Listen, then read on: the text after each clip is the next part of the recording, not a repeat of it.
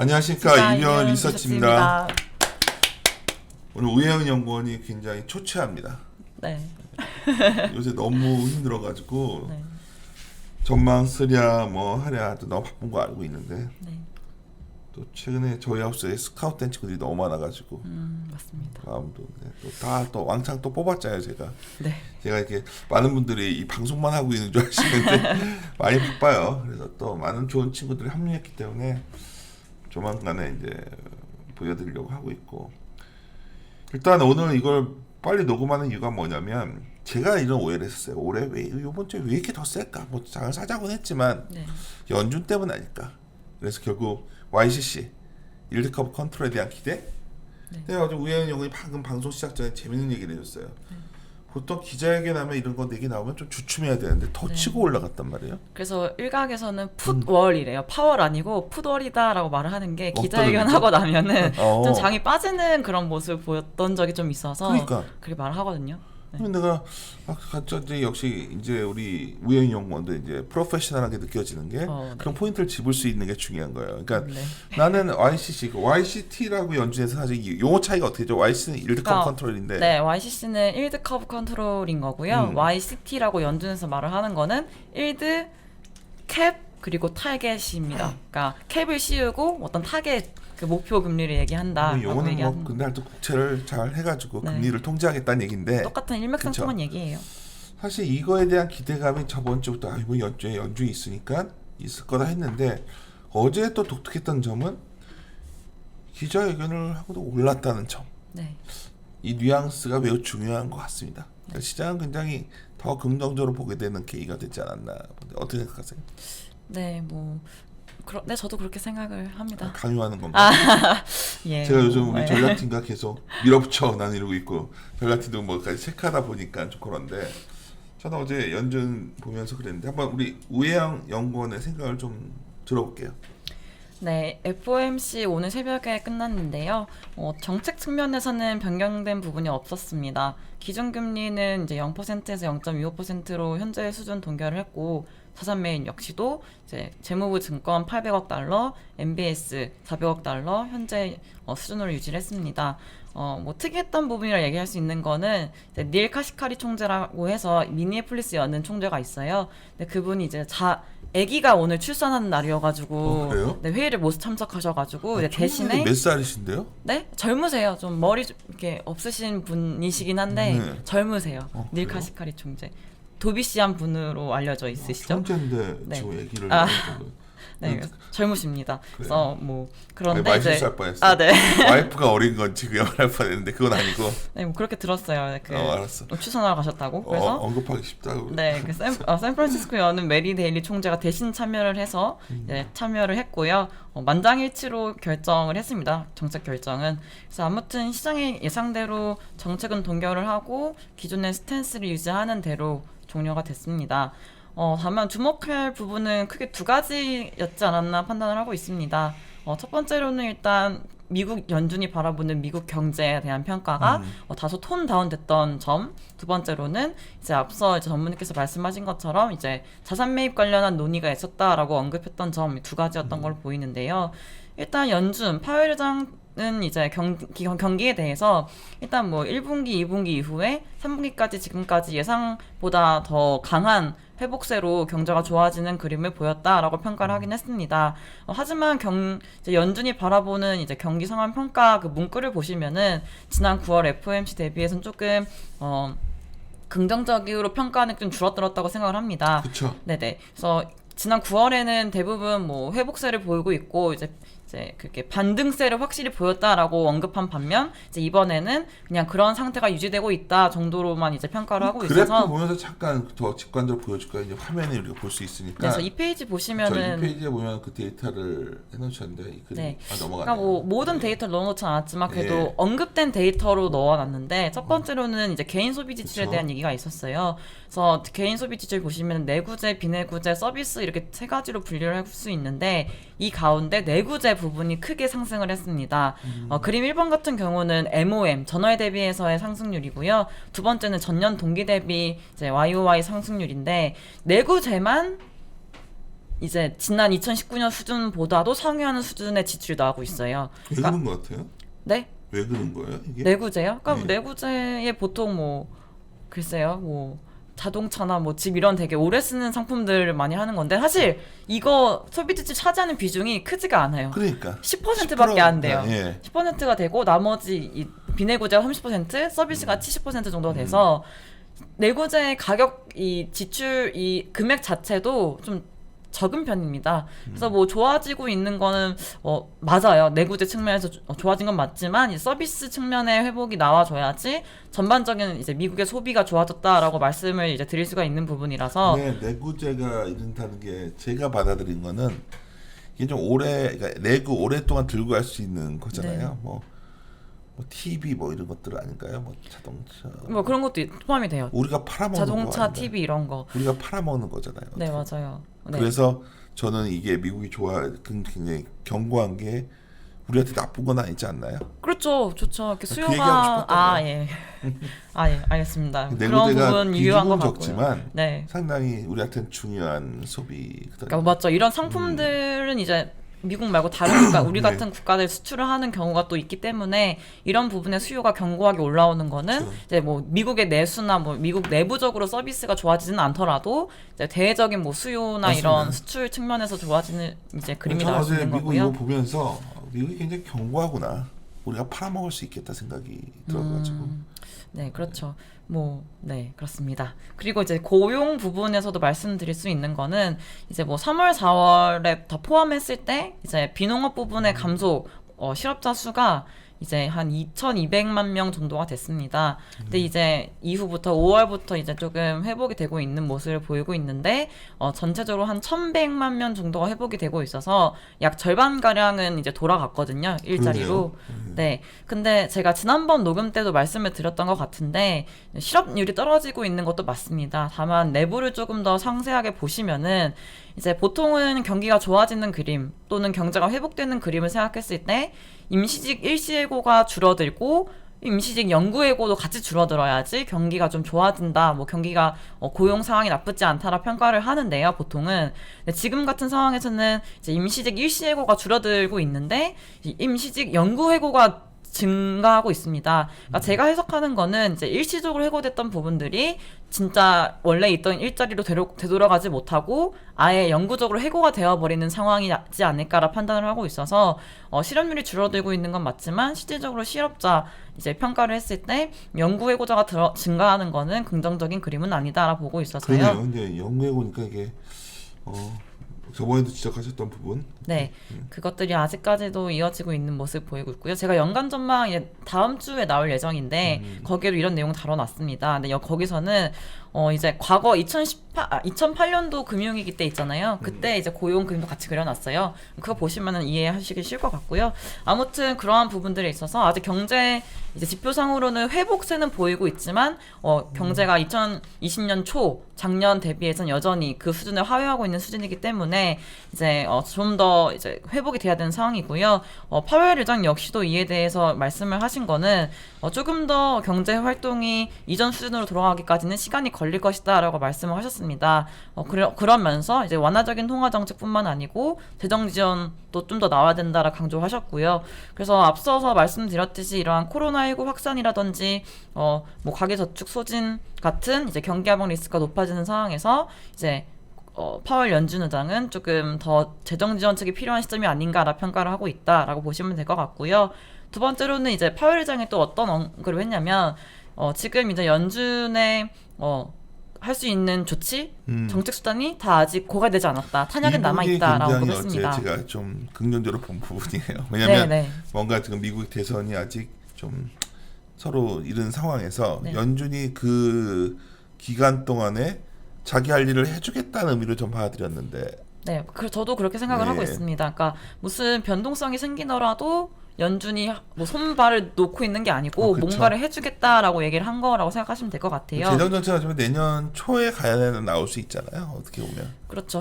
그죠. 대선 아직 결과가 또 뭐 한 달. 그래서 내년 초까지 그 공백기에 연준이 이제 아직 탄약도 있고 할 수 있고 자산 금리 움직이면 장기물 네. 나 살 거야 뭐 이 얘기해 준 거 아니에요? 맞아요. 그러니까 지금 제일 우려되는 거는 이제 인플레이션 기대감이 그쵸. 올라오면서 장기물 금리가 슈팅하는 거거든요. 그러니까 저희 팀장님도 항상 말씀하시지만 경제가 회복되지 않은 상황에서 모기지 금리라든지 이런 장기물 금리가 올라가가지고 이런 다른 금리까지 올라가게 되면은 뭐 사환 부담도 있을 수 있고, 그러니까 뭔가 문제가 생길 수 있는 여지가 너무 커진대요. 그래서 연준은 이런 장단기 스프레드를 좀 막아주려는 정책을 하지 않을까라 말씀하신 부분도 있고, 제 생각도 지금 연준이 기준금리는 동결하겠다고 얘기를 한 상황에서 장기금리만 혼자 올라가는 그림은 좋지 않잖아요. 그쵸. 그러니까 그냥 직관적으로 생각을 해도. 그치.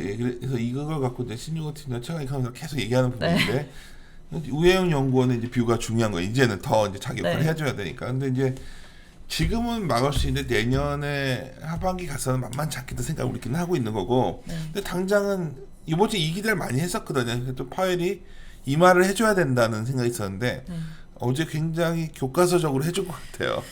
시장의 예상처럼 뭐 그렇죠. 그러니까 예상에 하회하는 수준은 아닌, 그러니까 그 부합하는 수준만 해줘서 좋잖아요.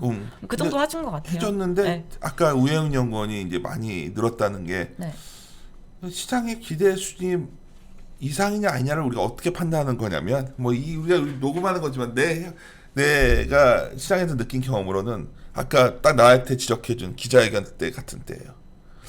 우리가 판단하는 것보다 기자회견에서 그 정도 얘기를 해줬는데 그래서 금융시장이 그래도 긍정적 반응을 보였다는 거는 굉장히 고무적이다. 예를 들어서. 네네네. 그래서 저는 이 부분이 그러니까 어떻게 전달될지 모르겠지만 어떤 우리가 이러한 중요한 이벤트 때 이걸 어떻게 시장에 적용할 거냐에 관한 훈련들을 하고 싶으시면 이러한 중요한 이벤트 때마다 이걸 업데이트하면서 이거 들으시는데 이 부분이 되게 저는 인상적이었어요. 어제. 좀 더 얘기를 해주시죠. 예. 네, 그래서 이제 연준 탄약은 남아 있다라고 말씀하신 부분이 있고, 추가적으로 또 자산 매입 관련한 논의가 이번 회의에서 진행되었다라고 언급을 하셨는데요. 그러니까 아무래도 지금 얘기가 많이 생각을 하는 부분들은 YCT, YCC라고 얘기를 하는 조치일 텐데, 그러니까 이런 것들이 사실상 일본이랑 호주는 지금 진행을 하고 있습니다. 그러니까 호주 같은 경우는 3년물 금리를 타겟을 하고 있고요. 일본 같은 경우는 10년물 금리를 좀 타겟을 해서 조정을 하고 있는데, 물론 미국도 막 이런 모습처럼 진행을 한다라고 말씀드릴 수는 없지만, 아무튼 금리를 어느 수준으로 약간 유지해주는 정책을 도입할 거라는 기대감이 있는 거잖아요. 그러니까 뭔가 이런 자산 매입 관련한 논의가 있었다는 것 자체에서, 그러니까 이런 조치를 이제 도입을 하기 위한 준비를 지금 하고 있지 않을까라는 기대감을 약간 줬던 것 같고요. 그러니까 이런 기대감을 준 거에 대한 긍정적인 의미는, 그러니까 제가 앞서 말씀드렸듯이 이러한 장기물 금리의 급등을 지금 우려를 가장 많이 하고 있는데, 그 이유는 이제 또 계속 얘기가 나오겠지만, 원래는 이제 바이든이 대통령이 되고 만약에 상원까지 민주당이 되는 그림이 된다면은 이제 재정 지출을 완전 확대를 해가지고 채권을 많이 발행을 해가지고 금리가 튄다, 이게 있었고요. 예. 네, 그리고 코로나19 백신이 개발이 돼가지고 경기에 대한 회복이 너무 높아져가지고 그에 따라서 기대 인플레이션이 상승해가지고 장기물 금리가 튄다, 이렇게 있었어요. 장기물 그냥 올라오는 건 경기가 좋아진다는 얘기니까. 맞죠. 근데 이제 기대감으로 올라오는 거는 사실 금리가 상승하는 거를 해석했을 때 기대감으로만 올라오는 건 좋은 건 아니잖아요. 실질적으로 실물이 받쳐주면서 올라야지 금리가 상승해도 단기금리도 조정을 하면서 정책을 할 수 있는데 기대감으로만 올라오게 된다면은 저는 좋다고 생각하지 않거든요. 물론 내년 하반기에 경기가 다 좋아져가지고 금리가 튀어요. 경기가 너무 좋아져가지고 연준이 생각했을 때 이 정도면은 확신이 든다라고 하면은 기준금리 올릴 수도 있습니다. 근데 그럴 가능성은 지금 작다고 생각을 하고 있는 거고요. 제로죠. 제로까지는 할 수 없고, 현재까지 보면 네. 그러니까 뭐 조금 일말의 희망이 있다면은 그래. 뭐 있다고 생각할 수 있지만, 아무튼 지금 그런 금리의 급등을 우려하고 있는 상황인데 연준이 자산 매입에 대한 뭐 조치를 얘기하고 있다는 것 자체가 향후에 이런 금리가 급등을 했을 때 장기물을 좀 사주는 그러한 얘기를 해주는 뭐 논의가 있지 않을까라는 또 기대감이 생길 수 있는 거잖아요. 그렇기 때문에 단순화시키면 금리가 못 올라가게 연준이 막아주는 동안에는 주시장이 아직 괜찮아 보이고, 네. 막아주지 않아도 경기가 같이 금리가 움직이면 그때 굉장히 좋은 장일 텐데, 네. 그걸 아직 우리 이베스트에서는 전략팀에서는 뭐 전략가나 채권 하시는 분이나 뭐 이컨들이 아직은 기대하기 힘들다, 아직 확신하기 힘들다. 그런 거 아닌가요 지금? 근데 이제 YCT라고 이제 얘기를 많이 하지만 실질적으로 연준이 매입하고 있는 그 국채나 이런 비중이나 만기별로 볼까요? 보시면 그래프에 있잖아요. 네, 보시면 그러니까 이거는 재무부 증권, 그러니까 국채만 봤을 때 비중인 거고요. 그건 오른쪽은 이제 MBS 다 포함했을 때 만기별 비중입니다. 이게 중요하죠. 네, 예. 그러니까 제일 비중 높은 거는 사실 10년물 이상이 제일 높아요. 그러니까 그래요. 그만큼 물론 과거에 비해서는 줄여나간 축이긴 하지만 그래도 가장 비중이 높은 부분이 사실 만기물인 거고요. 연준의 대차대표가 많이 오염된 거죠. 원래 이렇게 막 맞아요. 이렇게 섞여 있으면 안 되는 건데. 네, 그리고 말씀 잘 주셨는데 지금 7조 달러를 상회를 하잖아요, 자산이. 근데 이 가운데 1.7조가 재무부 현금이에요. 그러니까 정부가 재정 지출을 하려고 돈을 박아둔 시드머니 돈이 준 거죠. 이걸 레버리지 일으키라고 그 시드머니. 네, 그러니까 돈을 이제 재정 지출을 하려고 박아둔 돈이 1.7조 달러인데 7조 중에서 1.7조면은 작은 비중이 아니잖아요. 그러니까 그만큼 연준이 직접적으로 뭔가 정말 매입을 해서 늘어난 부분도 있지만, 네. 그러니까 원래는 이제 적었던 규모 한 2천억 달러 정도 됐거든요. 3천억, 2천억. 이게 1조 달러까지 1.7조까지 늘어난 거예요. 그러니까 이게 빨리 소진이 돼야지 재정 지출이 되는 건데 그게 아직 안 된 상황이라서 그건 좀 줄어들 수 있는 부분이긴 하지만 아무튼 말씀하신 것처럼 연준의 자산 재타 제도파가 그렇게 딱 예전만큼 과거에서 봤던 만큼 뭔가 의미를 주는 거가 조금 그렇죠. 그렇게 된 옛날에 거죠. 화폐금융 공부하셨던 분들은 이게 금융위기 이후에 정말 자산에 뭐 독성 자산 들어오고 막 이게 이렇게 되면서 이 상황을 이해가 납득이 안 가는 거죠. 정책도 도대체 YCC는 도대체 뭐야 뭐 이렇게 될 수가 있는데 핵심은 제가 드리고 싶은 말씀은 연준이 그래서 방어 수단을 상당히 갖고 있다는 걸 말씀드리고 싶은 거예요. 지금 연준과 통화 정책과 재정 정책이 굉장히 연결돼 있는 상황이고 이게 지금. 네. 그래서 역할을 해주면 그 기간을 잘 넘길 수 있는데 아직은 여러 개 있고 내가 할 일 하겠다 계속 그 얘기 해준 거 아닌가요? 네, 맞고요. 그러니까 실질적으로 YCT를 도입하지는 않았지만 실질적으로 약간 1년 이상의 중장기물, 1년 이상의 그치. 물들을 사주고 있는 것 자체가 이제 뭐 시장에서는 뭐 YCC라고 언급은 하진 않았지만 이미 하고 있다고 생각하고 있는 거거든요. 그렇게 네. 하는 게 맞는 것 같아요. 네, 예. 그러고 있다가 정말 하고 있는데 하고 있음에도 불구하고 금리가 텄다 했을 때 이제 우리 YCC 하겠소라고 언급을 하게 된다면은 그 발언 자체가 포워드 가이던스가 주는 느낌처럼 연준이 이런 조치를 이제 취해 나가겠구나라는 이제 확신을 주기 시작하니까 시장에서는 또 안정감을 느낄 수 있는 또 요인이 될 수 있고요. 그러니까 이러한 시기는 언제가 될지 모르겠지만 실질적으로 연준은 장기물, 중장기물을 조금 더 비중을 높여가는 지금 상황이기 때문에 YCC를 안 하고 있다라고 말을 하기는 좀 어려워요. 네. 오늘은 우영희 연구원과의 대화가 이제 이전보다는 훨씬 내 나름대로는 굉장히 더 큰 도움이 되고 있는데 네. 많이 이제 시장과 적응했기 때문이에요. 이제 근데 이제 그래서 주식쟁이잖아. 나는 주식쟁이. 주식쟁이들은 뭘 보는 거냐면 그래 연준이 모든 걸 구해주는 어떤 그런 절대자라고 보는 게 아니라 얘네들이 상황인식 하고 있나? 그게 굉장히 중요해. 상황인식을 하고 있어서 시장이 바라는 어떤 방향에 대한 말로라도 어떤 그런 해주면 되거든요. 네. 근데 어제 그 느낌을 많이 받은 것 같아요. 네. 말로라도 해주겠구나. 얘들이 그 액션은 다음 문제거든 지금. 맞아요. 그러니까 근데 쟤네들이 상황인식 하고 있고 트럼프가 좀 시끄러워져도 그 기간을 잘 넘겨주겠구나라는 생각이 들어서 그러니까 이게 보통 너무나 채권 베이스로 하시는 분들은 이걸 갖다가 원래 채권이 음울하잖아요. 좀 어두운 걸 많이 보다 보니까. 왜 베어리시한 장이 그렇죠. 좋은 그게 거죠. 그래야 채권 금리가 자기들이 돈을 먹으니까. 네. 근데 이제 같은 걸 바라봐도 너무 재밌는 게 이 부분을 갖고 나는 이런 식으로 보는데 뭐 저도 주위에 채권 베이스로 보는 오랜 동생도 있고 그러면 얘기 들어보면 이걸 좀 이렇게 하면 결국 실패해 형 막 이렇게 하는데 네. 지금 그걸 논의할 단계 아니라는 거죠. 그거는 내년 가을 이후에 고민할 부분 같아 내가 봤을 때. 네. 그때 되면 연준이 더 뭘 하기는 만만치 않은 상황이 오지 않을까?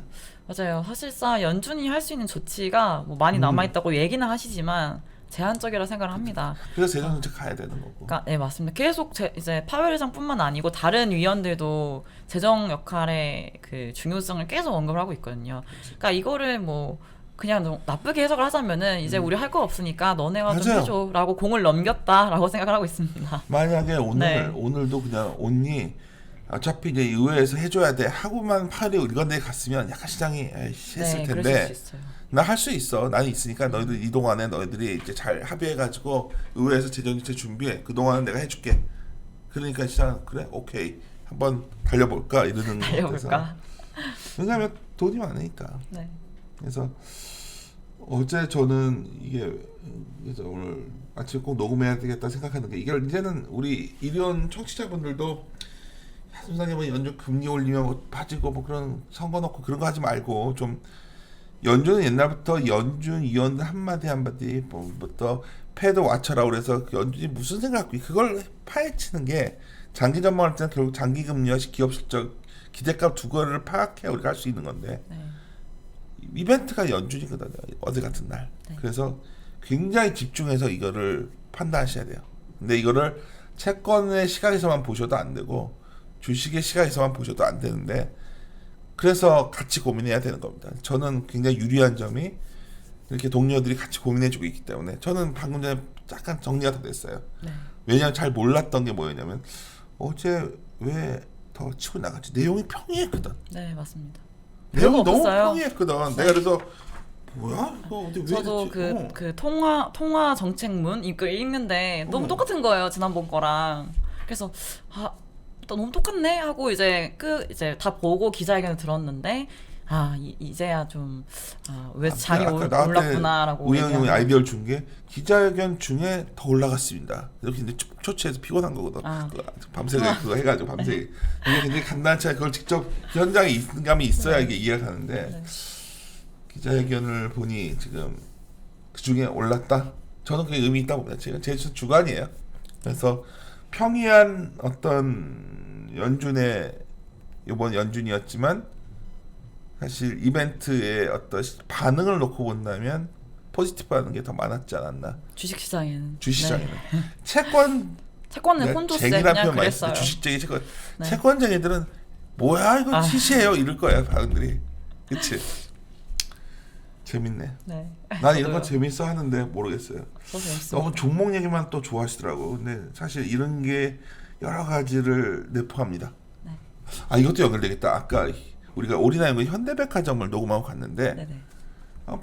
좋죠. 왜냐면 그런 거 장기적 경기에 관련된 것들. 네네. 그렇지. 내수에 관련된 거고. 머릿속에서 계속 그런 추론이 연결돼야 됩니다. 이제 이리온도 뭐 이제 우리의 좀 편안한 거는 우리 연불리가 이제 많이 응대를 해주고 있기 때문에 연불리. 그 이런 리서치는 좀 더 사고 체계를 저희와 같이 고민하고 들어오는 습관. 제가 답변을 다 해드릴 수는 없고 그걸 제가 무슨 그래서 그런 답변다는 그런 사이트도 아니고 근데 생각의 흐름을 같이 연습되는 시간이 됐으면 좋겠다는 생각을 오늘 방금 들었는데 네. 빨리 끝내라는 시그널을 주고 있기 때문에 마무리 짓도록 하겠습니다. 예, 마무리 짓죠. 함께 고민하시죠.